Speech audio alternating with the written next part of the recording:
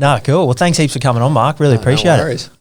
I suppose, like, you know, from the ground level, you've had a crazy life from the outlook, but it all happens through incremental steps. Like, you didn't just wake up and become, you know, a world-renowned surfer and be Definitely not on these speaking gigs all over the world. I wish it happened that way. Yeah, don't we all? But what I was most interested about was like how it started, because, you know, like we've seen the Bra Boy clips and Fighting Fear and, you know, pretty much followed along everything you've done. But did you guys realise like some of the big names that you actually growing up with on who they'd later become at the time? Like the Abbott brothers, Rennie Matua, John Sutton. Yeah, I mean, we didn't originally. Yeah. I'm like 5 years younger than Kobe Abbott, who is one of the world's best surfers ever. One of the best big wave surfers. And so when I was young, growing up in Maroubra, he was already a professional surfer doing really well. Yeah, right. And that was kind of, I loved surfing, but then watching the lifestyle that he had from a distance, it's like, man, I want what he's got so bad, you know. So that was kind of the motivating factor for me, like being able to see someone so close to where I was living a lifestyle like that, and he kind of created a roadmap of how to do it in big wave surfing. Yep. And then as far as the other guys are concerned, Rennie and those guys, they were kind of my age. So, like, no one was doing anything that special originally, you know. And then it was kind of surprising when those guys, rugby league players, burst onto the scene, and all of a sudden they're like national heroes, you know, to a lot of people. So yeah, big time. It's kind of a trip out sometimes. Yeah, massive. And I suppose like through that time, like, because you look at the housing prices, you look at what Maroubra is now, like it costs a fortune to live there, and it's such a unique time for all of that to happen. Do you think it could get repeated with the younger generation coming through? I guess there's always a chance for sure. I think it might have been. I think earlier generations it might have been like more chance of so many sort of high performers, especially in sports, coming out of the one area, because I think that was a demographic thing as far as like a lot of the kids growing up who went on to do well were coming from pretty tough, you know, home lives, which is highly motivating for people. And like there's that kind of sort of age-old saying, it's like, well, it's something to do with like kids growing up in silk sheets you can't get that toughness that you can after growing up like in tough situations. So I think as the demographic switches, it might make it less. But in saying that, I've got a lot of friends who grew up with great family lives, and I grew up with a great family life. So I don't know, maybe a little bit less. Yeah, true. And is it hard to teeter on the edge when you know all that hectic stuff's going on, and then you're trying to focus on a career? Like I imagine, like you could do things to earn money in different ways, and then you're like, you find your moral compass and it will lead you astray, and then to try and focus back on your dream. Like I imagine that would have been pretty tough.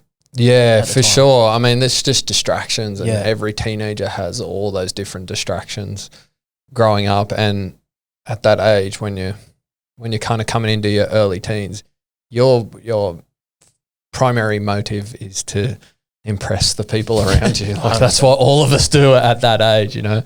So that influence of your peer group can be really, really good, like because it's so powerful that if it's steered in the right direction, it's phenomenal for you, you know. But then in saying that, if it's steered in the wrong direction, it can destroy your life. And I walked a pretty fine line. I was really lucky that at the time I was surrounded by Kobe and those guys. And Kobe was really committed and dedicated to his profession of becoming a successful surfer. You know, he barely drank, didn't do drugs, nothing like that. And he was a huge factor in me to this day never taking drugs, you know, like aside from drinking, you know. But so that influence on me was massive. But then there was also the spillover, because growing up in a community where, you know, the group of guys that I was growing up with, is like, a big part of like defining who you are and being accepted by the group was being courageous, you know, and being tough and not backing down from anything, you know.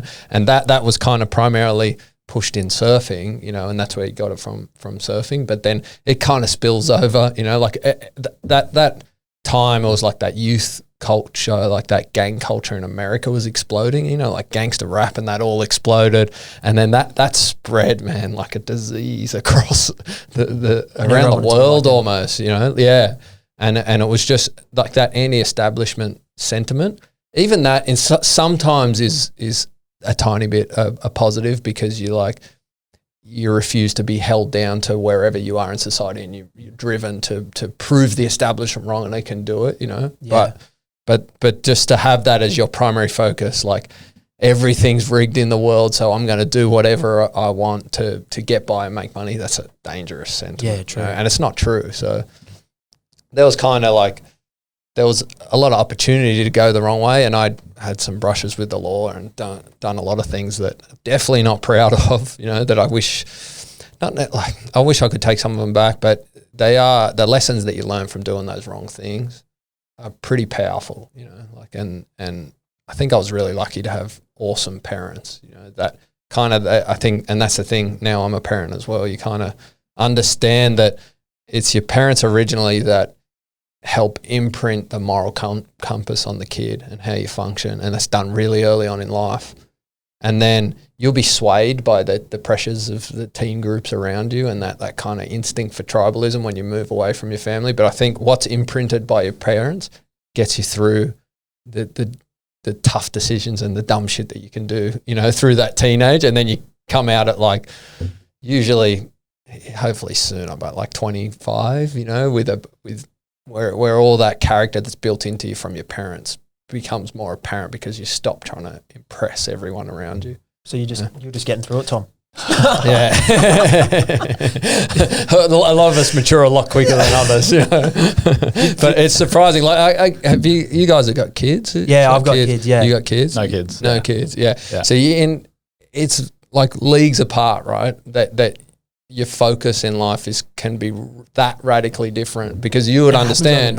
Yeah, in the blink of an eye. Like, because I just had a baby like a year ago. Yeah, Sage is 18 months. Yeah, so it's not like, it can't be understated the effect that it has on your life. And you kind of wish, and you're lucky you got it young, you know, but I wish I knew how prominent that effect would be on me 10 years ago, because I would have set up and done things differently from 10 years ago, because you just don't realize how profound it's going to be. And you're like, everything you're doing now in your life affects your kid when they're born and their life going onwards. And you're never going to love anything even remotely close to what you so love that. Weird, that baby. Like, so it's like, make the sacrifices now, because trust me, like, think of the most important person in your life now. And this is for anyone who doesn't have kids.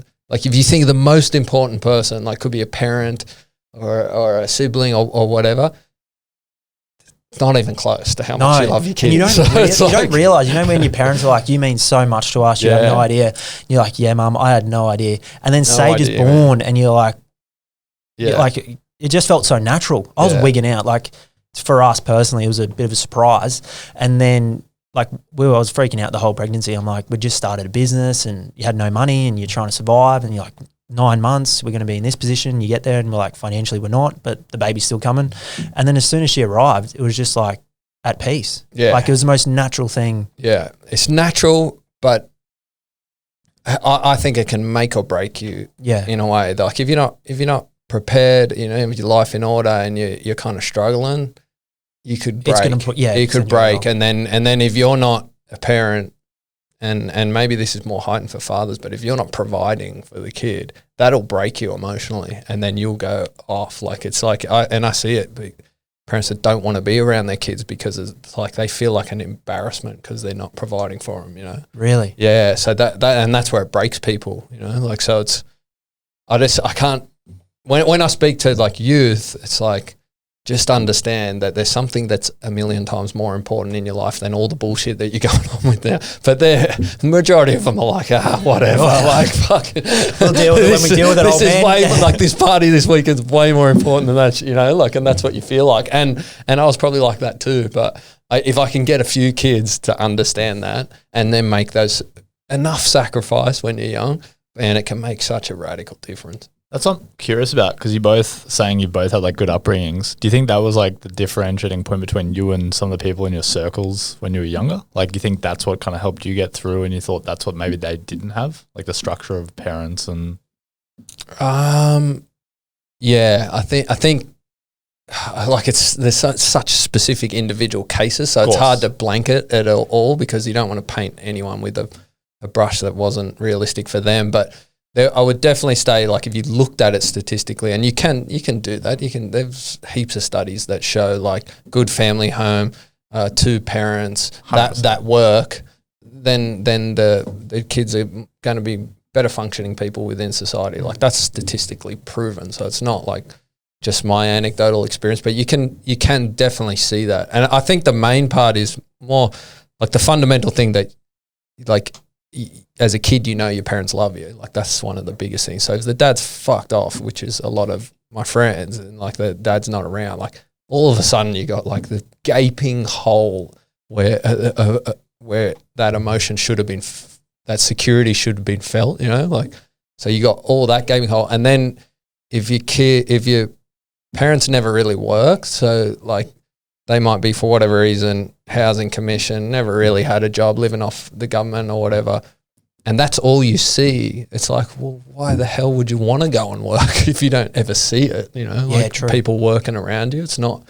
brought up in you. And I feel like that's where they're the biggest problems of just what I see happening. You know, and what parents, the biggest influence that parents have. You know, just showing that love, but then showing the value and the meaning that you actually get from working, you know, which is because that it all comes from doing. When you're not doing anything, and then your thoughts get negative, and it's just sort of downward spiral. And I found, like, just putting in the work, that's when all the enjoyment comes out of anything that you do. 100%. Yeah, if you're moving towards something that's meaningful, it's kind of like the antidote to the difficulties of life, you know. And if you don't have it, man, you go on, you're like, life will just destroy you, you know. Like, man, there's just cases and cases of that that happen. Love that you're doing these speaking gigs at schools and stuff as well, because with coronavirus and everything that's happened with unemployment, even everything you've described, we're probably going to see almost more of it, because we're going to have this weird generation of, I've got my brother who's finishing school and his friends are finishing school. There's no really some clear set path as much anymore. Like, we're having that generation where everyone's questioning university more. People are saying, well, I don't even know what I want to do. You've got Corona to fall back on and say, well, the job I was going to get overseas, the job I was going to have is no longer available, so now I'm going to default to this. It's like we're going to need so much more, like, if you will, local heroes or people kind of leading the way to show people what they can do. Yeah. Because you have these conversations, and we've hired off like the Serena Russo job access program, and I just worry because I go, what's this next kind of wave of unemployment going to be, where there's going to be so many lost kids who just have no idea what they want to do, and they're not feeling inspired by kind of anyone around, if you will. Yeah, and you're kind of like, I don't know, but you're brought up in that time. It's a time of like this out of the blue radical uncertainty. Like, there's enough uncertainty in life as it is. Yeah. But then all of a sudden they're witnessing like everything their parents work for, everything people around them work for, everything they will work for, just kind of like vanishing in the blink of an eye. And they had the safe job, and they had all the things set up. And so like, it's like, what are you going to put in all this sacrifice, all this hard work for things that can be stripped away from you? You know, like the psychology, that's pretty tough to deal with, I think. But I guess then it's like you have no choice but to either break because of it, or like find the things that you can do to implement certainty within uncertain times. And that's always like taking stock of who you are, you know, and forging yourself, your skill set, your ability to function in society, provide good for the community, like all those different things, like developing yourself while the world's uncertain around you, but just getting better and better and better at the things you love to do. Then the uncertainty doesn't affect you as much. You know? Do you think the like almost mastery in surfing in a way, like that gave you a pillar to be like, if I can do this, and like you're saying, how you kind of in a way were like against the establishment, it gave you this like insight where like when you ask for things, when you try really hard at something, you can get your way and you can make change. Was that like the insight you kind of needed to then start to compound that? Because from where you started to where you are now, it's like such an insane jump. If someone tries to look at one and then look at the other, it kind of hurts your head to go, how? Like, what's the progression almost? Yeah, there were a bunch of things that forging a career in big wave surfing helped me with. The first was I was never that talented like genetically gifted to be a surfer, you know, like, and I was never the most talented. I kind of got to a state level, but never a national level. Never was like the kid getting sponsored, young and just destined to be a professional surfer. It was like, for me to create a career in professional surfing, I had to do everything else around the actual like skill of surfing to be successful. So I had to like figure out all the other ways to be successful in the sport, which taught me a lot about business, about marketing, about, you know, all the other sort of business aspects of the sport of surfing.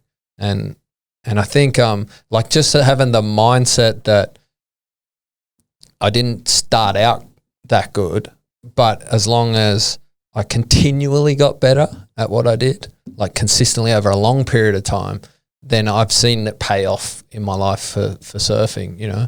So now I've just got that same mentality. It's like, and with public speaking, like I couldn't even stand in front of a class and read from a book. Like I can remember the last time I tried to do it was year 7, Mr. Ward's English class, and clear as day I can see the people snickering and laughing at me like when I'm stuttering mess, you know. And that for about would have been like 15 years was the last time I had spoken in front of an audience of people. Never did it. But knowing that I could get that much better at surfing, right, having that concept in my head of just continual self-growth. Don't worry what you're like compared to other people. Just get better, you know, and just continually get better. I took the exact same approach with speaking, and it took a while, but eventually my skills developed, you know, in the art of speaking, and it just gets better and better and better and better. And while I wasn't the best starting out, like slowly I'm sort of edging my way into the field of some of the top speakers in the country, which for me is like feels as good as becoming a professional surfer, because it's like it's been as difficult, been as way more stressful, because it was such a fear of mine to do public speaking, you know, like that was so far out of my comfort zone, worse than surfing. So would you describe it as this, like, and this is something I've witnessed in my life, and it's kind of been like that, is this the secret? It almost like compounds, like your efforts start to kind of compound, people then reinforce your ability, you get invited to more things, and then you realize when someone's at the start of their journey and they start comparing themselves, how destructive it can be, whether it's through social media or whatever it may be. But you've probably experienced it's like you get invited to one gig, you do all right, you do the next one, because you get the experience, you get better at it, and then you just start to become the person you are internally almost. That's exactly what it is. It's like it's crazy and so hard to describe. But it's like all of a sudden you realize you're that person. Like, which is the weirdest feeling. And I see it, like people experiencing the exact same thing in every level of corporate life. Like from the first term managers who are just like finally managing a team below them for the first time ever. They might have gone from like a sort of they're like a software engineer role where they're just focused on, you know, creating software tasks and not dealing with any people at all, and they might be hyper introverted because that's why they became great software engineers, but then go into a managerial role, it's like the first time they're managing people, and it's like they feel like an imposter. But that's felt all the way up to the highest level of senior executives. They're walking around the office going, I can't believe I'm in here, like someone's going to find out that I'm not smart enough to be in this position, you know, like, and that happens everywhere. And it's like, everyone feels that exact feeling, you know, and I've felt it in both my careers, and I still do to this day, but you kind of just get these glimpses. It's like these moments that all of a sudden you're like, I'm here and I'm doing this. That exact thing happened to me in surfing. It was like I was edging my way up in 2001, right? I was working in Sydney, making coffees and cocktails. I was like, left school, I'd been a year out of school, wasn't getting paid enough money from surfing to even remotely be a career. So I'm working, and I was like, gotten to the point where I'm got to throw the dream of being a surfer away and go back and study or do a trade or do something, you know. And out of the blue, I get a call from the editor of Track Surfing magazine, invites me on a trip to surf a wave down in Tasmania. And I'd heard rumors about the wave down there just being a ridiculously big, terrifying wave, and they'd been spreading around the surf industry, So I was kind of like, first I was like, what is this guy calling me for? There's so many other better surfers than me. I found out later that about 30 other surfers had turned him down when he rang them, and my name was at the bottom of the list, and it was like... Were they too scared? Yeah, well, just... Timing's not right. Yeah, probably scared. I was scared. I didn't really want to go there. And they got other... like, they're on championship... on the tour, it's like a lot of risk for them to go down there. But you didn't want to work in the coffee shop as well? You were kind of like, anything than this. I couldn't say no because it was like, this is my one shot at actually making this work before I go down the other route and study. And I ended up going down there, and a few different factors probably made me like a little heightened in my motivation to surf that day when it was huge. And I pushed myself way beyond what I probably would have any other time. But when we got the photos back, which was like a week later, this is how long ago this was. This was like a week later because the film was getting processed in a freaking film shop. When we got the photos back, I saw photos of myself riding waves that I never would have dreamt I could have ridden when I was young. Like photos that I'd had of people on my wall riding these huge waves when I was a kid, just terrified looking at it. And then all of a sudden I was on those waves. And then all of a sudden the whole surf industry were like, oh yeah, that's that Mark Mathews kid, the big wave surfer. I was like, fuck, I'm not a big wave surfer. I was like, no way. But then I was just like, I started to get sponsorships because of that first trip to do that, go and surf huge waves and get publicity and get paid for that. And I was just like, I may as well just run with this. And then over time, I just I grew into being the big wave surfer. And does it wear you out now, like kids like Riley and Kelly, 13, 14, surfing that wave? And how old were you when, you always talk about your mum going out to pick you up from being too scared. Like how old were you when you're like, I'm not scared of big waves, or I can sort of just, not that you're not scared. Yeah, I think after that trip was the biggest leap in the way I perceived what did you have done before big that? Waves.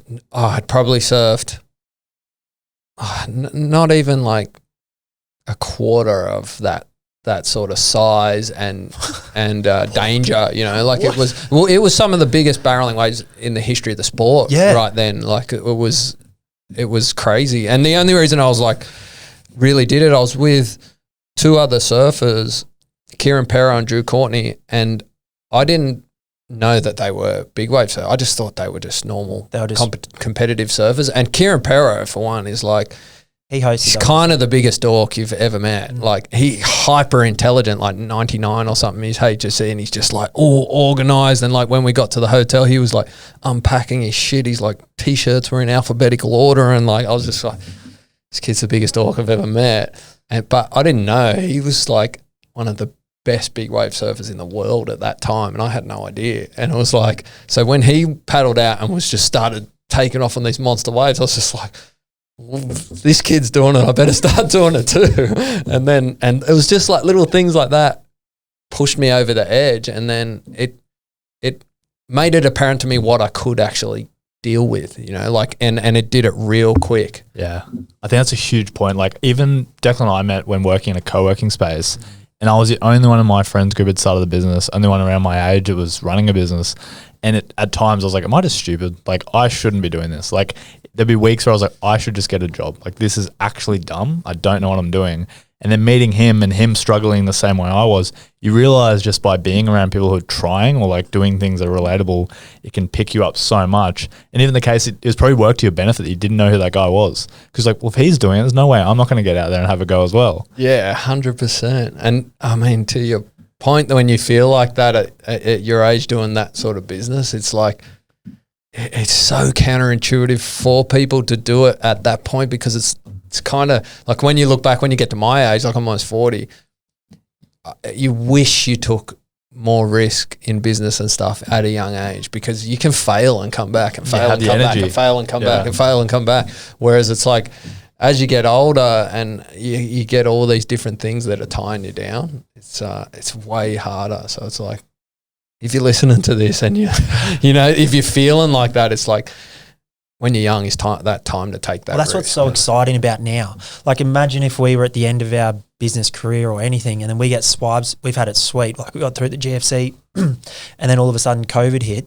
Like, yeah, there's a lot of bad things that have happened, but you're almost grateful that these crappy times happen now at the start when we're just starting out, because then we know like how to budget. We know what's important. We know not to waste time on things, compare yourself, people all in the same situation, and then you can build up. Yeah, and they're those moments that make you good at what you do, because like you said, like you got to tighten your belts, you got to function as optimally as you possibly can as a business, and once you get through that and then you're on the other side, maybe some of your competition's dropped away, but you're like, you know how to function under extreme pressure, and then you're going through those golden ages and it's like that much easier. You know? Yeah. I listen to so many, the companies that I speak at, is like that's what they're always kind of talking about. It's like the ones that have dived in, it's just untold success right from the beginning. It's like you can almost predict that the point of where they're going to hit failure, you know, like it's just because they've never experienced it. So it's just not like they can't foresee the difficulty coming. You know? They're almost blinded by the success. Yeah, exactly. And you're saying as well earlier, like I liked you mentioning that the kids that kind of had it too easy, it's then hard. It's so hard to push yourself when it's been too easy almost. You haven't had to have the discomfort of trying and putting yourself out there. And I sometimes feel like a broken record in my friends group, because I'm like, I've been doing this for 4 years now. You guys are like, I can see the opportunity in them, and I'm like, you got to try something. And after the 4 years, I feel like I'm starting to kind of actually push some friends to try things, because it's like, well, if it's working for you and you're an idiot and you left school early, then why can't I do it? And I kind of have to give them that like ultimatum, like, I didn't go to uni. I didn't know anything I was doing, and it's worked out for me. So you're saying that I'm smarter than you? And you have to like turn it on them in a way to be like, this could happen for you too if you just start. And you know that a lot of people, whether they're in jobs or whatever they're doing, they're not happy, they're not comfortable, but it's almost like not talked about, because it's like no one wants to put their negativity on someone and be like, oh, I hate my 9 to 5. Yeah, but that's so true. Would you ever go, like you yourself, even having worked at the cafes and those things, there's no way you could go back. You sometimes think about it and you're like, not a chance in a million years would I trade it for anything. No, I don't have it's very difficult. Like I have really disagreeable personality trait, so it's like to be in that sort of corporate environment would drive me absolutely mental. If someone tells me you need to do something this way, I'm like, no, I got to do it the other way. Like just by force of like personality. But isn't it weird how like it then comes back to reward you? Yeah, like by being your own person and in a way different, it's like people reward you for that because it's so against the grain. I think, yeah, and I think like what you're saying, that's what your example of pushing your friends or being an example within your friendship group, that's that value of surrounding yourself with them, you know, with talented people and people that that you look up to, you know, because it's so tough growing up, not like moving away from friendship groups that are toxic. You know, that's the hardest thing like young people can do, but it's probably the most beneficial thing that they can do.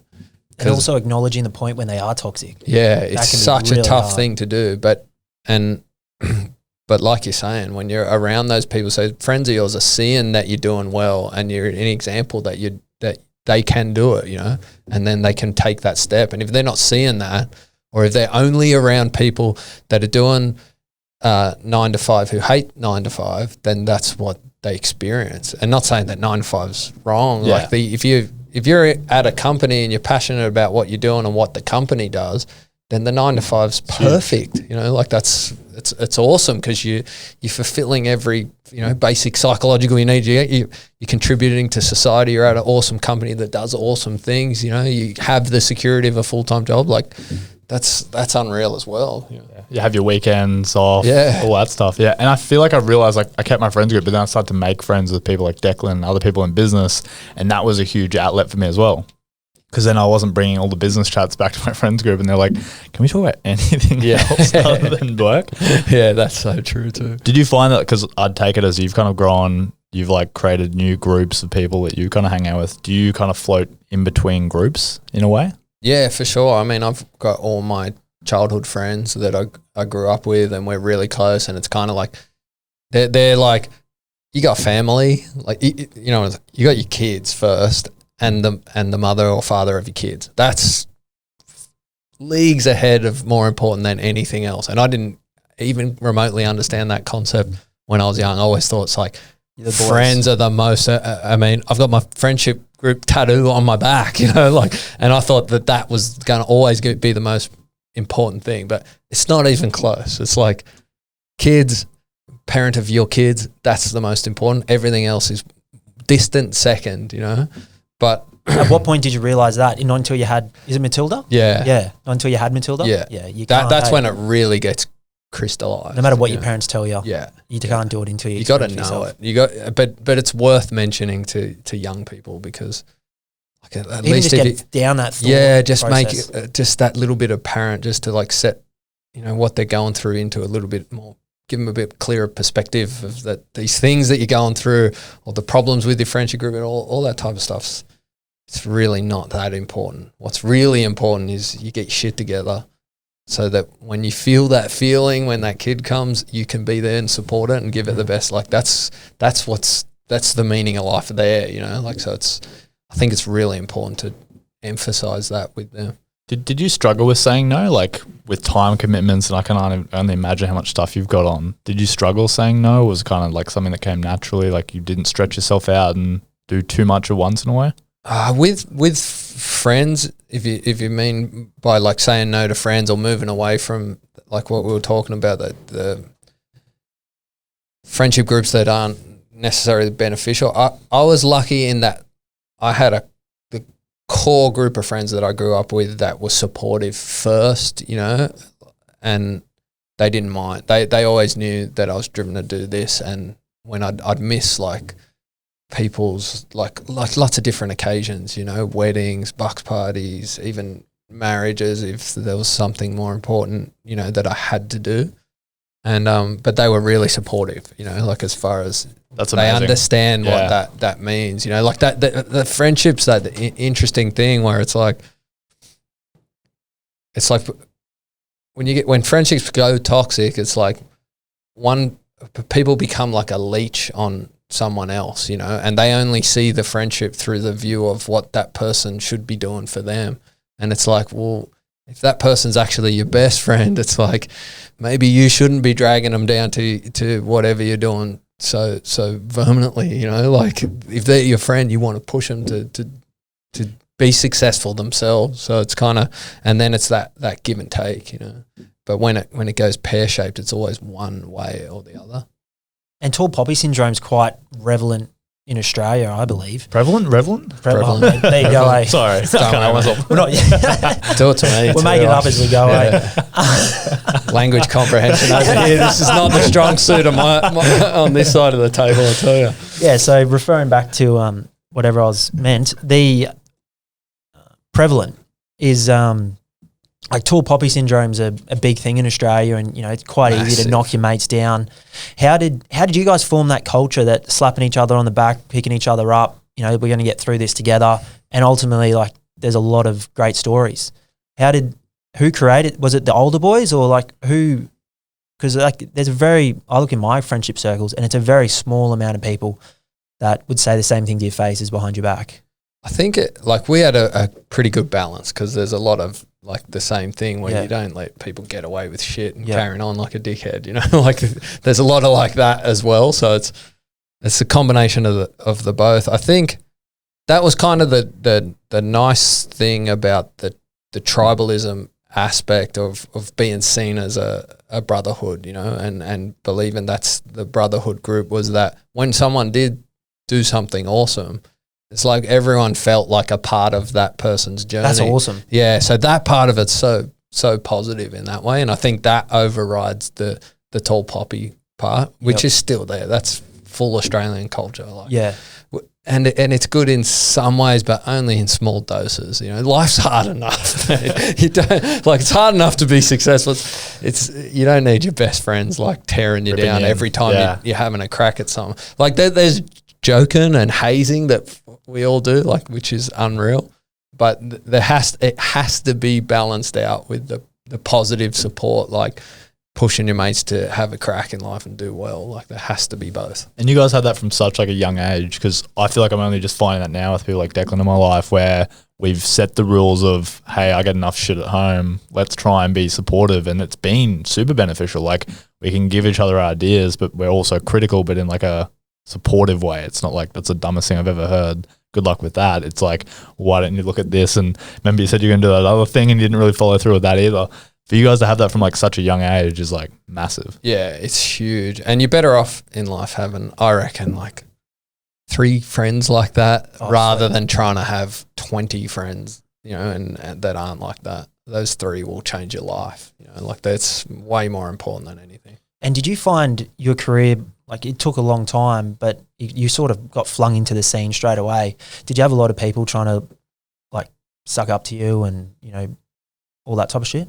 Not really. Not too much. I feel like the whole way through my career, I was never really like the best at something, you know, like the world champs were the best. There were other better big wave surfers than me. Like for me, I never got that point of being so good where any of that shit really bothered me. And it was awesome for me because it kept me always, and still to this day, I'm like in that mindset of like, I want to get better. I want to get better at surfing. Like still to this day, I'm still trying to get better at surfing, you know, like that's the problem with athletes and a lot of people that go to like the pinnacle of something where they're regarded as the best in the world at something.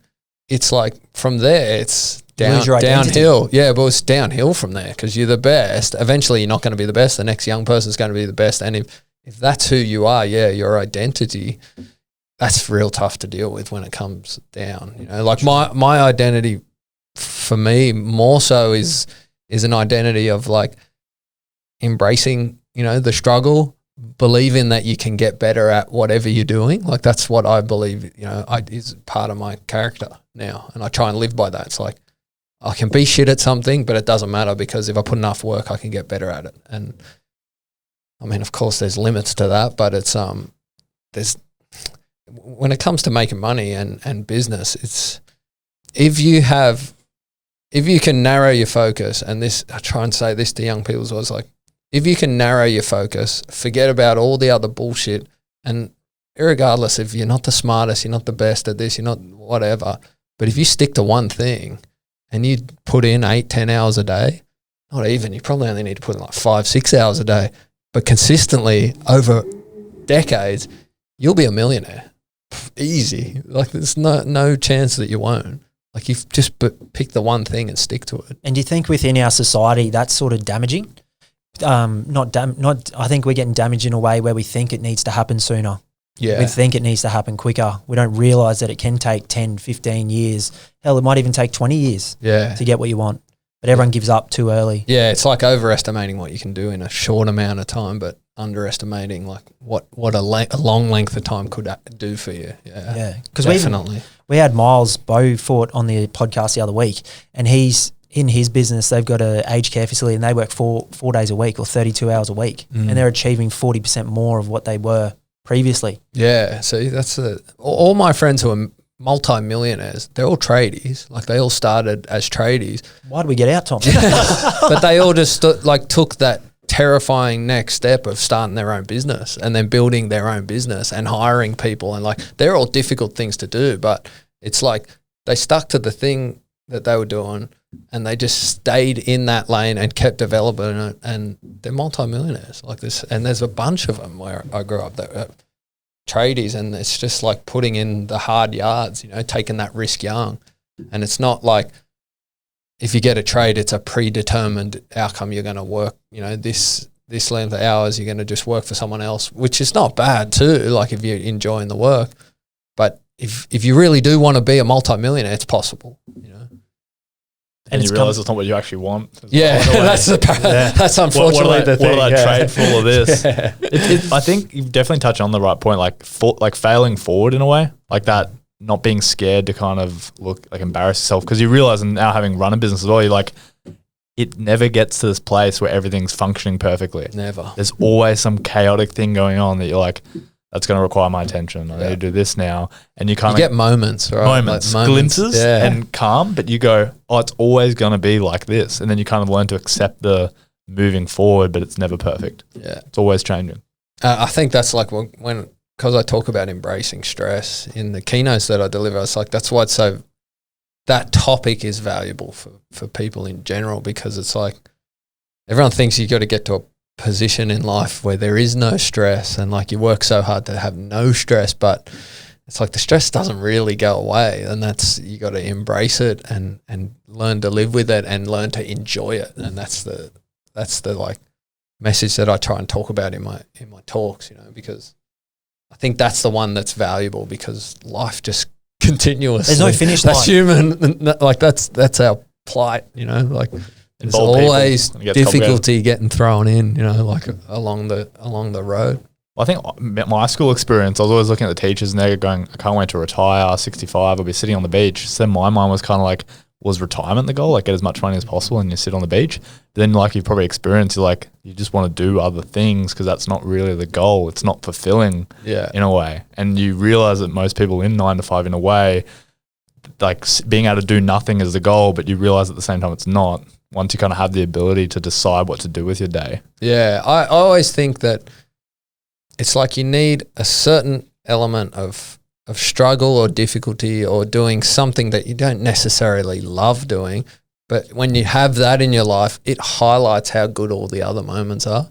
And so if you take out any struggle whatsoever, then the easy things that are in your life now, you'll make them a struggle. It's like, that's human nature. Like I've got friends who like some of the richest and most famous people in the world, and it's like, what ends up happening is the day-to-day things in your life that we all kind of enjoy and get through, and they're not that big a drama. Those day-to-day things become crazy dramas for them, because it's like, it's just human nature. Like you have to have problems and stuff in life to solve, you know? And it's like when they've solved the fortune one, like finance isn't a problem, then other problems pop up, it seems like, you know? So it's not like, it's like taking hunting away from a hunter, you know, like if you're a hunter, you're built to be a hunter, you know, like we'll take it out, or, you know, like you're going to fucking find something else to do. So it's not a bad thing to like need to go out and make money, you know, like you really have to reflect on yourself when you've solved that, because you're like, well, that was all the work I was putting in. And then you really are stuck with yourself and you're like, I'm not happy. I think that might be the problem. I do wonder, and we had a chat with Phil DeBella, who sold his company for a bunch of money, and we kind of like didn't agree, and I probably didn't have a very good argument, but I find it interesting, your perspective. I wonder, when you kind of get your finances in order is when you start to get the kind of mental freedom to think about problems like this and look at them in this way. And I wonder, is that kind of society's problem, that most people who are living week to week, they do think it is all just too hard. But then once you kind of get out of it yourself and you look back, you're like, yes, money doesn't solve everything, but fuck, does it help clear your headspace a bit to kind of look at things completely differently? Whereas a person who's got afterpay loans week to week, it's like that's too much weight to kind of lift off themselves to even see things in that perspective at all. Yeah, I think like statistically around the world, it's shown that finance is a benefit psychologically to a certain point. Yes. Like it's kind of to keep the debt collectors at bay, to keep a roof over your head, to keep food coming in, to keep providing for your family enough, you know, but it's only to a point, and then beyond that, it doesn't have that big of an effect on psychology. Yeah, I think I said it was around 90,000 a year, like the optimal income for happiness. Maybe here in Australia, yeah, but it's probably like a tenth of that for everywhere else in the world. You know, like it's but then it's kind of like that thing, if you're accustomed to a certain way of living, like so if you grew up with wealthy parents and you lived a certain comfort and existence, then it's tough to go backwards, you know, because then all of a sudden you won't accept it. Yeah, well, you've got to go backwards, and but you can adapt to that. It's not possible to adapt to a different environment, but yeah, I think in that regard, it might be tougher. And I found that when starting our business, because we were both earning, like Deanna's my partner, and we were both earning great incomes doing our jobs, and then you sacrifice that joint salary and you give it all up, and you're like, hey, we're not going out to dinners, we're not going on holidays, we're putting it all into this business, and then you go for it, and that's super hard. It's just overnight, and I think no one thinks about that before going into business or starting something, because it was a massive shock.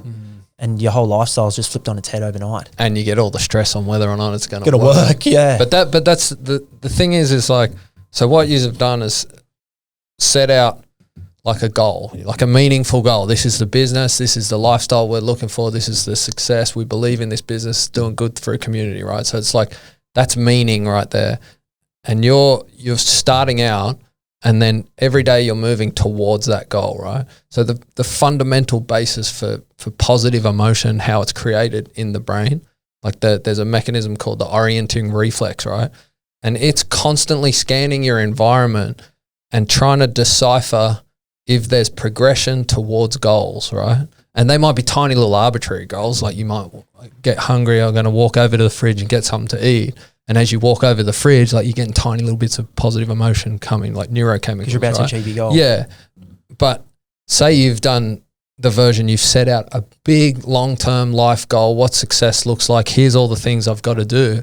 So you've created a sort of framework for your brain to see progression towards there. And that creates so much positive emotion. So if you don't have any of that, right, and you don't crystallize where you want to go to in life, your brain struggles to create that positive emotion.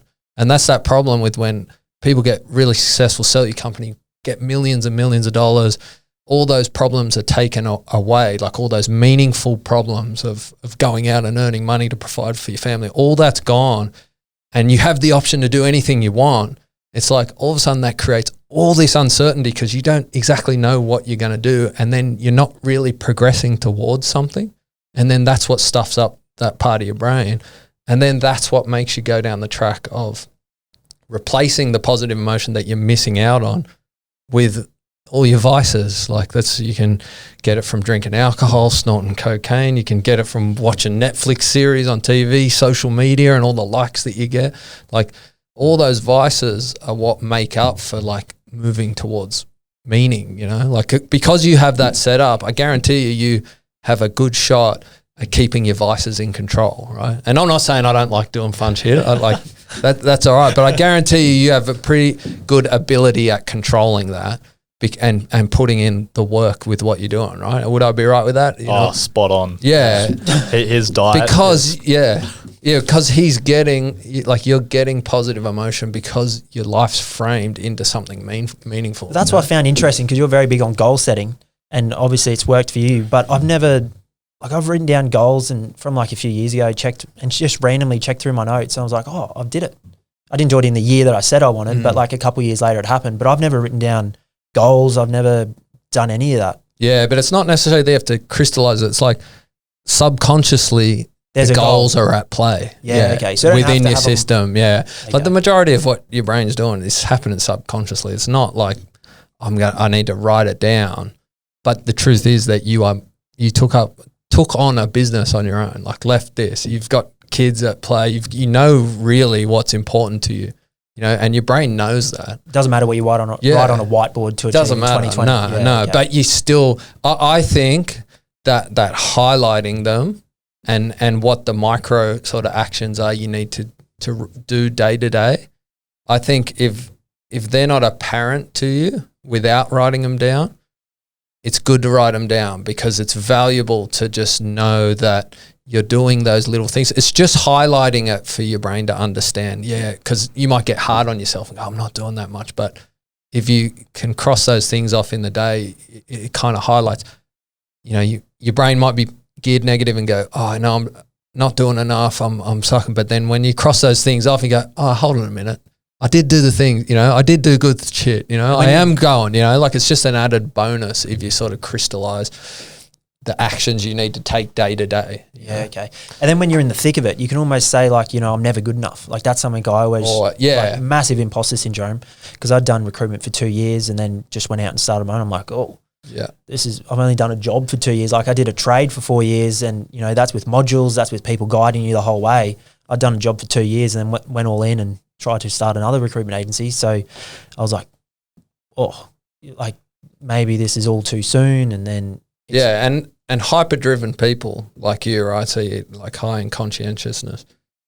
You very often tend to like view what you're doing as not enough, not good enough, and you got to do better. And that's one of the things that drives you to do better. But that can be really taxing, you know, like it's. Yeah, I always get worn out. Yeah, that's what I mean. You get you get over stress because it's part of your personality trait, which is an awesome one because it can make you successful in this world, you know, of material things and being, you know, earning money and creating good business and all that.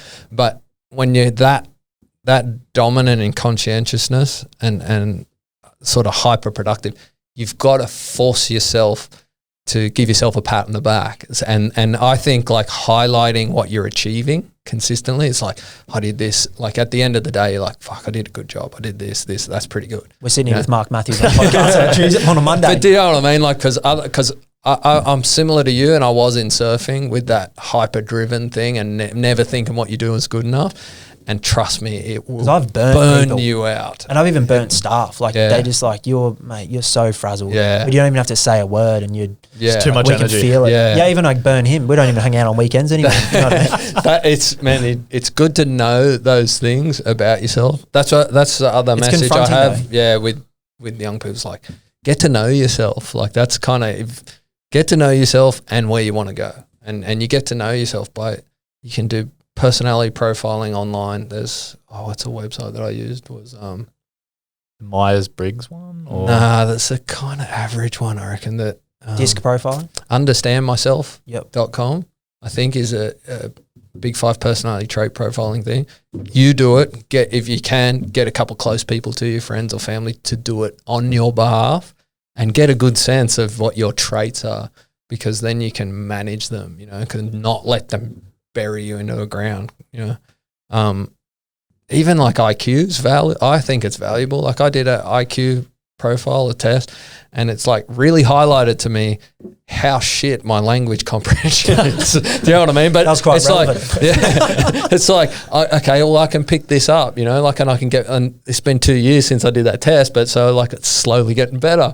But and it will give you a sense of what you can do, you know, like when you're young, it's like you might not think you're as smart as you are just because you didn't do well at school, but you might have like super high, like fluent intelligence, like something that's not necessarily measured at school. So applied, you can be super successful in different things. So I just think getting to know yourself, you know, and then what's really valuable to you, that's the other part. It's like setting up like a moral compass that you can live by is the other way to steel yourself against stress, you know, like it's, I try and get people to think about people in their life that they admire and then break down what are the individual traits that you admire about that person, and then think about some people that you kind of despise, you know, like you really dislike, and why do you dislike them and what are those traits, and then you're kind of forging, you know, in your head what the ideal type of person you want to be is like. And when you know that clearly, it's like all the thousands and thousands of decisions that you have to make every day and the tough moments become easier because you're like, nah, I can say no to that because I know who I want to be, you know, like, and I know, you know, or you're like, I'm going to set this time aside for my friends because friends are important to me, you know, like I know when I'm 60, I want to have a few close friends around, or I want a functioning marriage, you know, but when I'm 60, I want my kids to love me. So it's like, it's really easy to set aside time for family, friends, kids, when you've crystallized how valuable that is for you. Otherwise, and hyper-productive people do this, otherwise, the only thing you're looking at is the goal of a successful business, earning money, or what. And I'm not saying you personally, but earning money. And if you only think that's what's important, then it's like family, friends, and all that become apparent to you that they feel like they're obstacles in the way to getting there, you know, like, and that's dangerous because I guarantee you they're more important to you than anything else. And then most people who are really successful but are being broken down by stress are because that has happened, and then they have turmoil in their personal lives. You know, like I work with a lot of executives like that. It's like they think it's the work that's stressing them, but it's the actual fact is that it's their personal lives that are stressing them and then leaving them no energy to deal with the work type thing. So it's just like, can you have it all? Like, because even you hear top execs, like their health is diminished, but they made their millions and everything's happened in that regard and everyone looks up to them. But then all other areas have suffered. Like you missed out on, you made so many sacrifices to become the best or like really highly regarded in your industry. Can you become that good at anything without sacrificing a lot of the other areas? Because I'm sure like miss out on birthdays, weddings, family time. Does it feel like sacrifices? So there's the thing. I think if you're only chasing external goals, money, fame, fortune, then it's more taxing. If what you're doing is really important to you, it's like you don't feel like you believe in it. Yeah, you believe in it. You're providing a service to your community. Then it won't feel like you're sacrificing when you're working long hours. Yeah, but it has to be balanced with time with family and friends, and that's a lesson that I learned. It's like it has to be balanced because there's no human on the planet that wants to be lonely down the track, and you can get caught up in fame, fortune, success, business, all those different things, but you're miserable towards the end of your life if you don't have family and friends around you. Yeah, 100%. Did you see like older people? And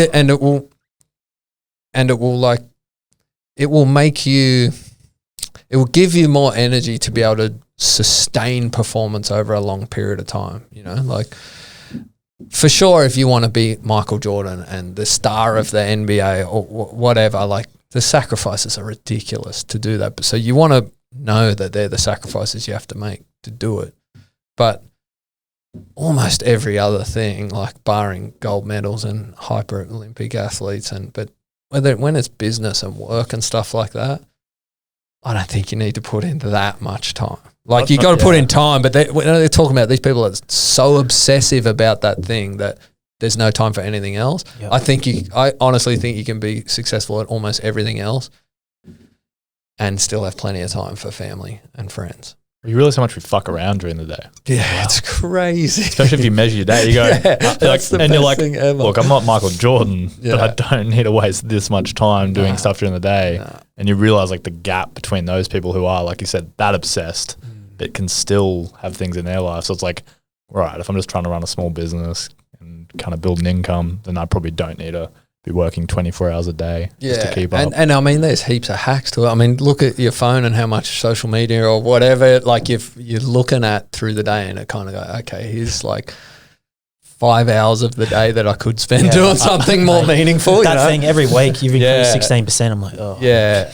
And then there's like hacks you can do to maximize time. It's like, well, I don't know, like if you cherish your time when you've got kids. It's like you realize when you got young kids, it's like how much time you were wasting beforehand, But it's like for me, I don't go to the gym anymore. Like I don't do extra training. I don't have time in my day for it. But my exercise is with my baby. Like we go down to the beach and I'm throwing her up and down when we're in the waves, in the surf, and like I'm running around after on the sand. It's like it's not hard to get enough exercise playing with your kids. Like so, there you're just getting two things. And what about before kids? Like you look at Laird Hamilton, who's like ultra extreme when it comes to exercise and longevity and how old he is, and looks great. Did you ever do that in your training? Like, do you have to, or is it? Yeah, I think I did too much of it. Really? Yeah, because I was more that trait where you burn out, and I trained way too hard for what I was doing. I think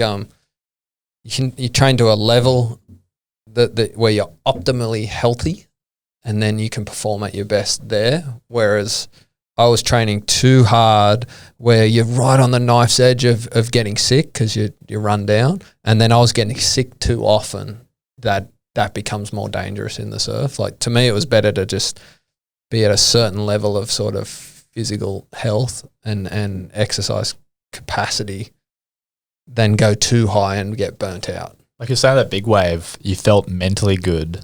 And then that actually helped you do the job, if you will. Yeah. It's like how you felt about the day, how you felt about yourself. You probably had like maybe less doubt or some doubt, but like less than you would if you'd maybe done too much and you're feeling like, oh, I'm a bit too sore today or whatever it may be. Yeah. Like affect you. Yeah, because I trained, so many times I've trained so hard, but then turned up on the day of the surf sick, like with the flu or sore throat or just aches and pains and absolutely exhausted.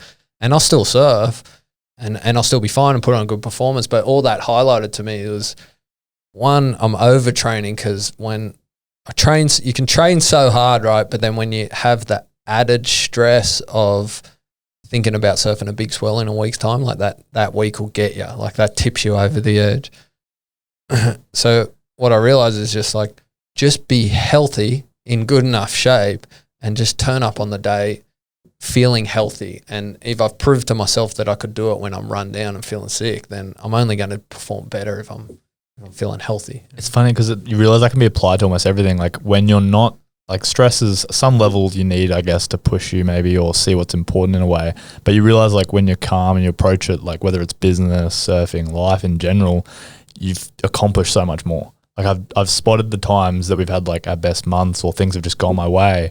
And I'm like, that felt natural and just kind of flowed. And then the times I felt tense, I'm angry at people, I'm stressed, I don't accomplish much at all. But I feel like I'm fighting everything on the way. Yeah, and that's the problem, because you just like 2 step forward, 1 step back, 2 step forward, 1 step back. But it is going to naturally happen. Like, it's not trying to paint an idealistic world of like you never get, run down or stressed, because life throws the opportunities at you at different times, and it might be a time where you're a little run down, but then you've got to work hard to capitalize on that opportunity for that short, and you need to run yourself down to get it. But then it's like off the back of it, knowing that you're getting run down and being able to be smart enough to take enough of a break and rest, so that your long term you can perform for a high level rather than sort of crash and burn. The crash and burn in surfing is bad, but it's not as bad as corporate, because the crash and burn in surfing is wipe out, and I'll get a physical injury, which sucks. But the crash and burn for a corporate is they'll work for 40 years, 30 years, highly stressed. And then their crash and burn is chronic illness. And one day they're told that, you've got cancer, or you've got, you're going to have a heart attack, or you get it's like it's not highlighted for them that they're burning themselves out. And that's where it's important to just have that good self-reflection and know that you're burning yourself out, and that getting some sleep or just doing the right things is going to be worthwhile down the track. Must be hard in those environments because they're obviously surrounded by other high achievers as well, and they're all pushing each other. I'm curious with, I guess, coronavirus and everything, where do you see yourself kind of going next? Like, even for us, like our businesses have changed with just how much we've had to kind of push more online. People don't want to do face-to-face meetings as much anymore. I'm having to do a lot of Zoom chats and stuff. Like, what's your, you're saying your goal setting, planning, where are you goal setting and planning for next? Oh, it's not by choice, but yeah, my whole business now has to be virtual. Before coronavirus hit, I had a year and a half planned out of all the different conferences I was speaking at, and it was like they're basically locked in. So that's my finances for that year and a half, and it was like fucking way more money than I'd ever earned my entire surfing career. I've gotten this. I was like, I couldn't believe it, how well I was doing speaking, and I was planning on, I can look for this real estate and maybe live in this house, and it's everything was going good. Blink of an eye, gone. All of those jobs gone. 95% of my earnings vanished overnight. So it's kind of, and at the start it was everyone was like this. It was well, it's okay, we'll just ride it out to the end of the year, and then things will go back to normal, and we'll start having face-to-face conferences again. And I was kind of like that as well. And living in the awesome country that we live in, it's the government's helping you out, which doesn't mean I will go dig too far back into my savings and dig myself in a hole. So that was kind of good. And so I just figured, I'll just enjoy the time with my baby, and then by the end of the year we'll be doing face-to-face conferences again, and then it'll all be good. But as it's played out, you're kind of seeing that it might take a fair bit longer. If not, a lot of things, I think a percentage of the conference world and events will always be virtual now, because they're getting such good results from them. They're so much more cost effective for companies. So I think a certain percentage will always be that way. And I don't think here in Australia we'll be doing face-to-face big conference events for, I don't know, my prediction now is 2 years. maybe longer. So everything I do now is virtual, and that was a steep learning curve. Like I was talking to you guys before, it's like all this different live streaming equipment, the audio, the video, the switching boards. I had to learn all of that, and now I'm delivering. It's kind of probably 40% of the same amount of business that I was doing, but just doing it virtually, and it has its benefits. It's tough to do, to speak to a camera and not get feedback from an audience, to not know, if they're interested or if they like, or you're not getting a laugh back if you're telling a joke. Like it's really hard to get used to, but it has its benefits because I can access a bigger market now. Like all of a sudden I can just be doing, like on Friday or Saturday morning, 2 a.m, I'm delivering a talk to a big tech company in America, So it's kind of, I can access a huge market now. But then at the same time, competition's gotten greater because all the Australian conferences can access all the best American speakers or speakers from around the world. So it's like, it's kind of balanced out a little bit. But yeah, it's the same as any other period. It's like, if you can be really good at what you do and offer value to your customers, then you'll get through those tough times, I reckon. And then I'm just, off the back of it, I feel like it'll be a golden age because conferences will be back online, but then you can also access virtual events as well. So I love that. That's good. Yeah, because you've got the experience of in person as well. Yeah. So public speaking, what's expected. And especially with Corona's obviously not great, but the companies that are having to rethink how they treat employees. They have to trust them more now because they're working from home. Yeah. All these benefits, I guess, to the population in a way, because some jobs, you only went into the office because you're expected to. Now they're kind of being trusted to work from home and have to completely change it. And then having guest speakers like yourself kind of speak to them from home is huge. When have you been able to do that before? It's crazy. And I can just jump in on there. Like they might have like a weekly or bi-weekly or monthly all hands meeting, and I can just jump in on the meeting and tell like a piece of my keynote and then answer questions. And it's like, I feel like the audiences are getting access now to way more content in that regard. And then it's like a nice shared experience for them to have and get some of that relatedness that people need while they're sort of, like isolated from everyone. So in that regard, like technology is phenomenal for that. And I guess to your point, like I feel like that's a benefit. Like while there are so many downsides for people in the workforce of being isolated and working from home, because it can be tough for a lot of people, especially like highly extroverted people who kind of get so much of their energy from being around people. But one of the benefits is that the companies are forced into trusting their employees, and that's given that autonomy to people now to like take the workload upon themselves and get the results. And that feels so much better than having like that manager who's just like the hot fan manager hanging over your shoulder nonstop while you're working, wanting to know everything you're doing every moment of your time. It's like, no, I trust you to get the job done however you see fit to do it, fit it into your life. Like that's pretty empowering, I think. Big time. And did you have, when you got into speaking, did you have like your Kobe Abbott figure that was paving the way and you followed up to them or looked up to them? Was there anyone like that, or did you sort of just go all in and start swimming? Yeah, I had a just through a friend of a friend. It was a guy who was a mountain climber, and he had a corporate training company over in America. It's called the AIP Group. His name's Shane Toohey, and he kind of taught me the whole ropes of the entire game, everything, and probably fast-tracked what I was doing by 5 years. He put me in front of clients, up on stage in New York, in front of UBS Bank at their big sales event, like out of the blue. That was like, terrifying. Terrifying. What's worse, doing that or surfing Shipstern or Jaws? Really? I'll take on Shipsterns and Jaws. I believe you. No problem.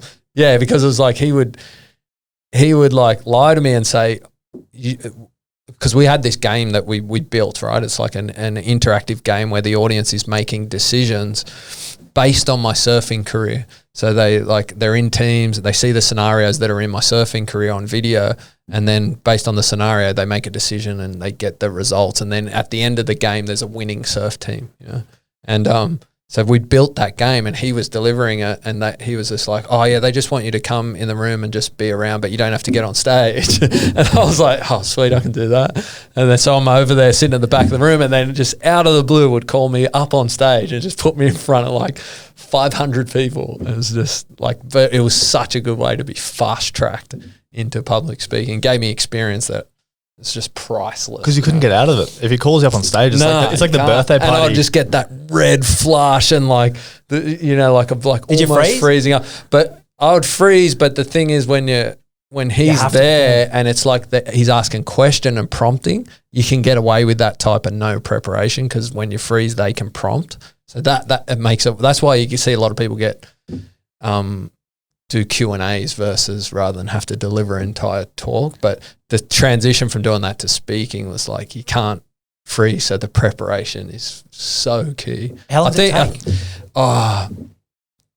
It depends how hard you go at it and the way that you do it. I did every public speaking course under the sun, which kind of conditioned me to be less nervous in front of people. It was like, and it's like, it's the same principle. It's like, the only way you overcome fear is experience, right? Like, and the psychologists call it voluntary exposure therapy. Like, you expose yourself to that environment little by little, build a new skill set, get the knowledge, understand that that environment's not going to kill you, and then you get better and better and better, and then you broaden what you're able to do. And so the version of that in speaking is just at a public speaking course like that, they'll ask you to, okay, tell us a story, but give us the most dramatic physical gestures that you can think of while you're telling the story. Like, because if you're nervous, you just speak. You don't want to do anything dramatic.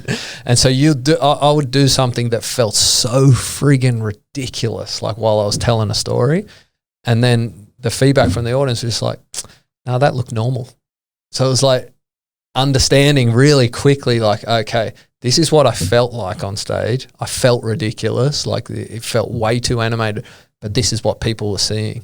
And the quicker you can get that knowledge and sort of reset, like what you feel to what's actually happening, and sort of diminish some of that fear, it makes such a difference. And then it's just, and this is hard because I'm hyper introverted, so it's like, my wife thinks I have a word count, and if I hit a word count in a week, I just don't say anything at all, ever at home. So to learn to speak, it's like for an introvert, it's harder because you just haven't spoken as much as an extrovert has spoken in their lifetime, That's like me. One of my mates pulled me up and he goes, mate, like, everyone thinks you're rude. Yeah. Like, they think you're a dickhead. That's I'm exactly really? what I'm like. I'm just too nervous to talk to people. And he called me out on it. He's like, man, you're going to go down the wrong way. Yeah. Like, you need to change. Well, you just got to, and then it's just making up for the lost time of never speaking, like you just got to speak. And the quick training that I do is just video.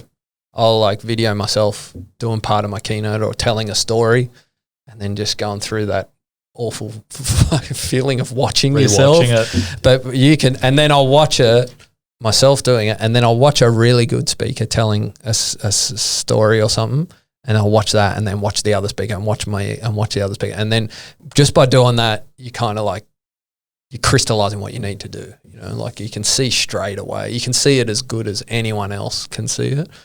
And then so that kind of process, and then investing, like I invested so much money into getting the best people, trainers, like speaking trainers or facilitators, looking at my content, telling me different ways to polish it, what you could do here, what you could do there, and I still do that now. I'm doing it, right now just to adapt to the virtual world, because I feel like, the speaking on stage, is one thing, but now it's different. It's virtual. It's to a camera. You got to do it a little differently to interact with the audience. So I'm going through the whole thing again of like reworking material and getting comfortable delivering it this way and going through the nerves. But at least I know that on the other side of it, it won't be so hard. I can't even imagine when you jump on a Zoom call and you know how many people are listening, and then you got to go, all right, time to deliver this, but be authentic and sound like it's hard.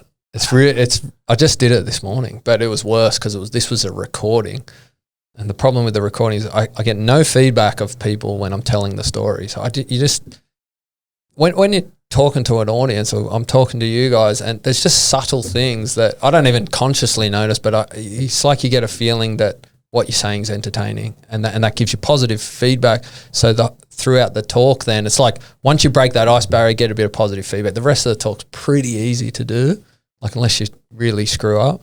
But the whole time you're delivering a talk to a camera, the whole time in your head you're just thinking, this sucks.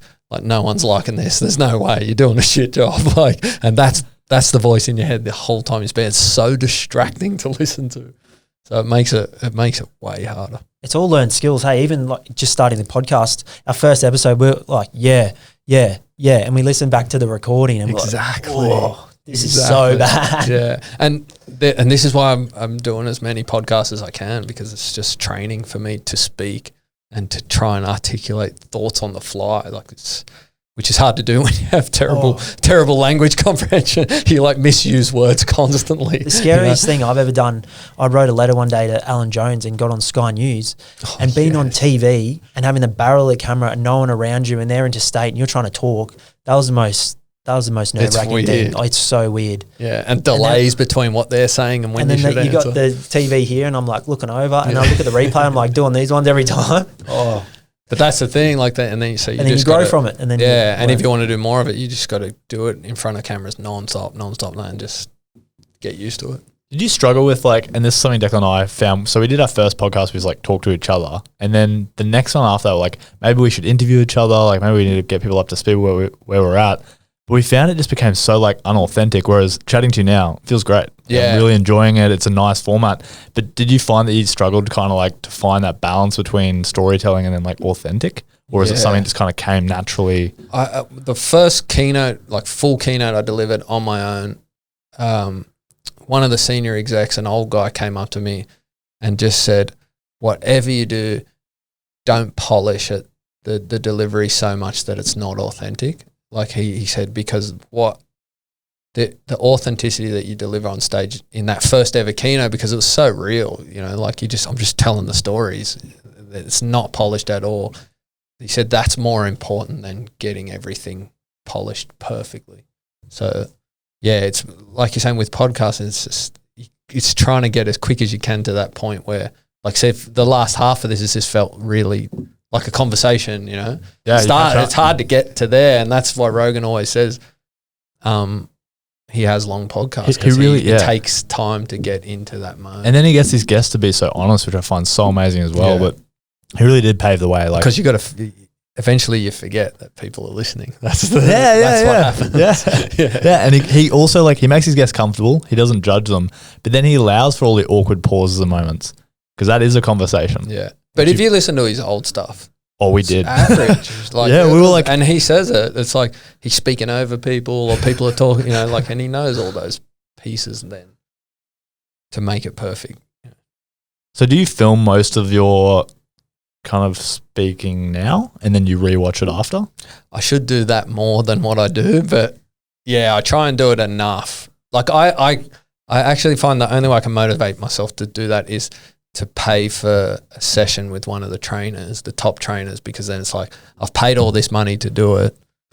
Now I've got to do it. You got that, accountability. Yeah. So it's I need that accountability. Otherwise I won't be able to get myself to do it. And I guess that's that peer group. If you have a really good peer group, they can be that accountability for you. But if not, it's find it from somewhere and spend money on it if you need to. The guy I train with, he's for 90 minutes, $2,500. Wow. He's a wizard. It's worth it, 100% worth it. But I haven't been making a cent over the last 6 months.